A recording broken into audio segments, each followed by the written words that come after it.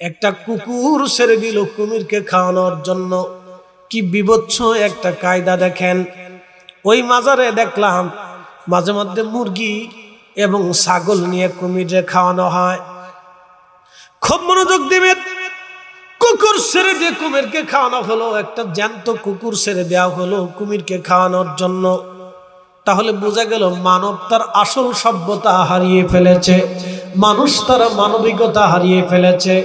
ভারতে দেখলাম এক মুসলমানকে এক হিন্দু জবাই দিচ্ছে প্রকাশ্যে, কোনো মানুষ বাধা দেয় না, কোনো মানুষ ফেরায় না।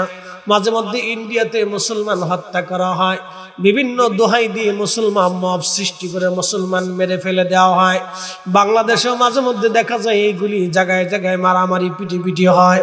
তার মানে বোঝা গেল এখনো পর্যন্ত আমরা মানুষ নামের মানুষ হতে পারি না। হযরত ইব্রাহিম আলাইহিস সালামকে আগুনের কুণ্ডলীর ভিতরে ফেলে দেওয়া হলো। তখন একটা ব্যাঙ দৌড়ায় এসে পিছনটা ঘুরিয়ে তার ছোট্ট ছোট্ট হোস পাইপ দিয়ে ছোট ছোট করে পেশাব ছুঁড়ে মারতেছে। আল্লাহ ডাক দিলেন, ব্যাঙ করো কি? রব তো সব জানেন। ব্যাঙ বলে, রাব্বি পেশাব ছুঁড়ে মারতেছি। বলে, পেশাব কেন করো? আল্লাহ, তোমার খলিল ইব্রাহিমের আগুন আমি নেভানোর চেষ্টা করতেছি। ওরে ব্যাঙ, তোমার এই সামান্য পেশাবে কি এই পরিমাণ আগুন কি আর কখনো কোনোদিন নেবে? ব্যাঙ ডাক দেখে, রাব্বি জানি আগুন নেবে না, আমার এই সামান্য পেশাবে আগুন নিভানো সম্ভব না আল্লাহ। কিন্তু কিয়ামতের মাঠ, কোটি কোটি মানুষের ভিড়ে, কোটি কোটি মাখলুকের ভিড়ে তুমি সমস্ত মাখলুকদেরকে ডাক দিবা, আমার ইব্রাহিমকে আগুনের মধ্যে ফেলে দেওয়ার পরে তোমাদের করণীয় কি ছিল? এলাহি, সেই দিন আমি ব্যাঙ তোমার দরবারে পেশ করতে পারবো। আল্লাহ, আমার সামান্য পেশাব দিয়ে তোমার খলিলের আগুন নিভানোর চেষ্টা করেছিলাম। একবার জোরে বলা যাবে কি মারহাবা?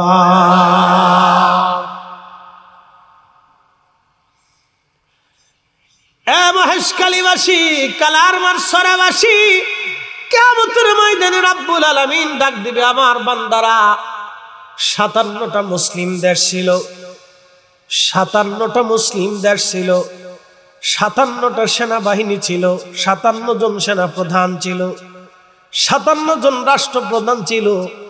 তোমাদের হাতে আমি তেল সম্পদ দিয়েছিলাম, তোমাদের হাতে আমি সুয়েজ খাল, আর তোমাদের জন্য আমি ওই হরমুজ প্রণালী দিয়ে তোমাদের সারা পৃথিবীকে তোমাদের দিকে ঝুঁকিয়ে দিয়েছিলাম।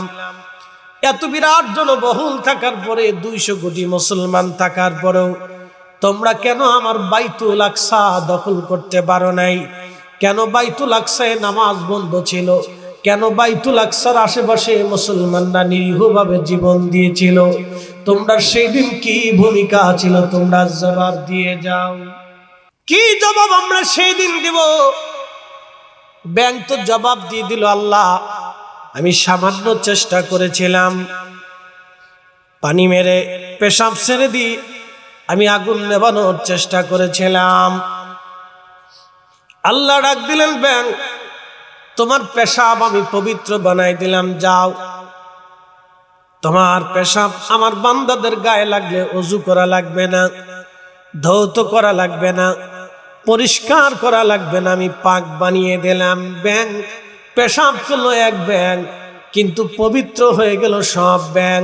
পেশাব করলো এক ব্যাঙ, কিন্তু মর্যাদা পাইল কিয়ামত পর্যন্ত সব ব্যাঙ। একবার জোরে বলা যাবে কি মারহাবা? সহিহ বুখারী, সুনান ইবনে মাজাহ এবং সুনানুন নাসাঈর ভিতরে হাদিস এসেছে, নবী বলেন, উম্মতরে যদি তোমরা কোনোদিন তোমাদের সামনে গিরগিটিরে পাও, গিরগিটিরে যদি পাও, এই গিরগিটিরে তোমরা মেরে ফেলবা। কারণ কি?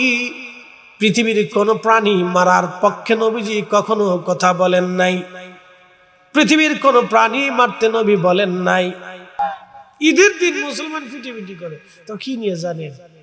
টেকা লই, ঈদের মাঠের টেকা ভাগাভাগি লই পিটিপিটি করে।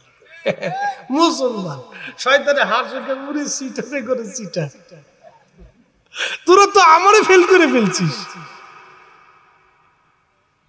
শয়তানে চিন্তা করে যে আমি আর কত বড় শয়তান রে, ওরা তো আমার থেকে বেশি বড় শয়তান। আসতে কর খেজরে বলেন। মসজিদের কমিটি নিয়ে যুদ্ধ চলে বাংলাদেশে, মসজিদের কমিটি নিয়ে কেটার সভাপতি এটা নিয়ে মসজিদের ভিতরে ফিটে ফিটি। ওরে বাপরে বাপ, কি কিলে কিলি। আপনি যদি দেখেন তো চিন্তা করবেন এরা মানুষ কবে হলো? মুসলমানের হিসাব পরে পরে, ও তাই এ জাতি মুসলমান না, এ জাতি মুসলমান পায় না। মুসলমানের হিসাব পরে আসেন, আপনি হিসাবে আসেন। বাপ মানুষ হতে হবে আমাদেরকে, ভালো করে বুঝে যান। মানুষ তার মানুষত্ব হারিয়ে ফেলতেছে, মানুষ তার মানুষের গুণাবলী হারিয়ে ফেলতেছে, মানুষ তার মানুষের গুণাবলী হারিয়ে ফেলতেছে। আইয়ামে জাহিলিয়াত আমাদের সমাজে আসতেছে, আইয়ামে জাহিলিয়াত ফেল হয়ে যাচ্ছে।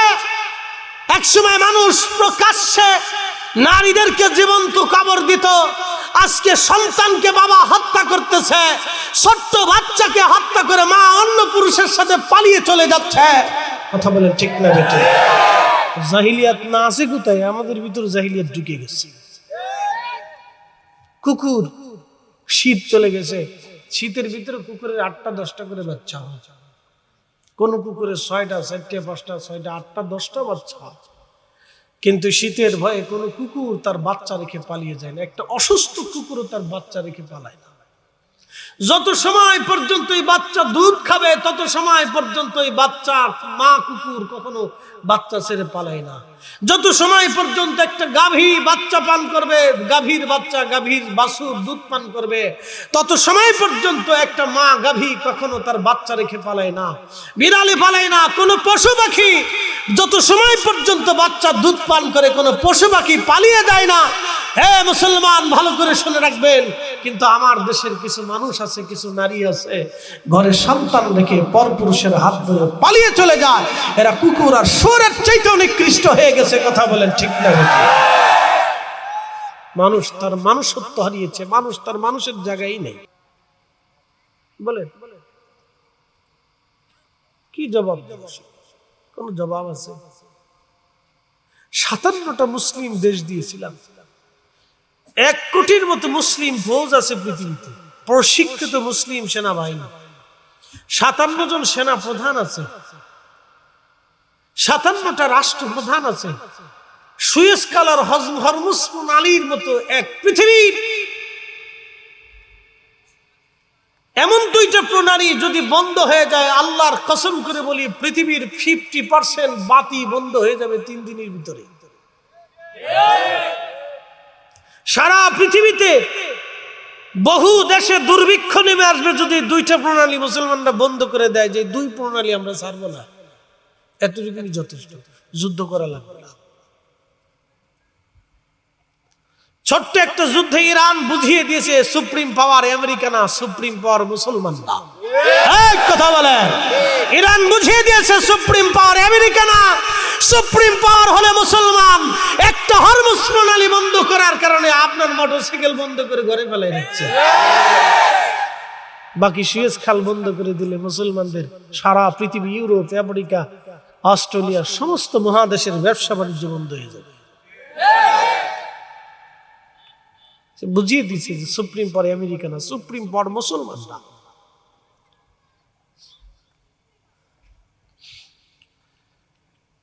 মহেশখালীবাসী ভালো করে শুনে যাবেন,